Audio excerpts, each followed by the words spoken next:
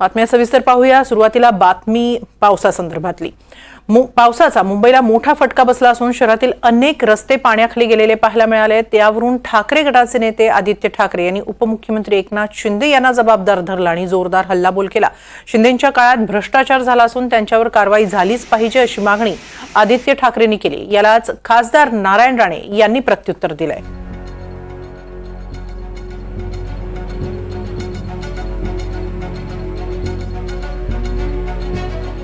त्यांचा फोटो तो प्रधानमंत्री महोदयांबरोबर आहे क्रिसमसची पार्टी करताना। माझ्यासोबत कुठे क्रिसमसची पार्टी केली? पीएम साहेबांसोबत केली। पण मुळात तुम्हाला हेच सांगतो ना मी, पहिली गोष्ट म्हणजे आम्ही जे प्रश्न विचारतोय सत्तेत कोण आहे?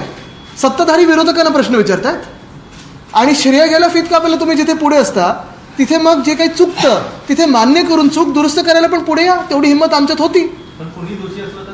100% झाली पाहिजे।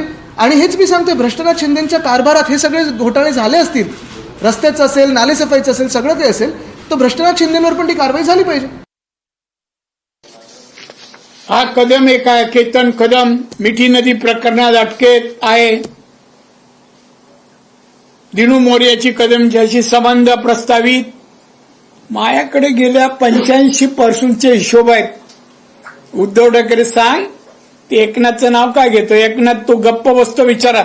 अरे एकनाथ तुझी पोतं काढ ना, मातोश्रीपर्यंत पोचवलेला एकदा तोंड आवाज बंद होईल त्याचा, त्याचा पण बंद होईल।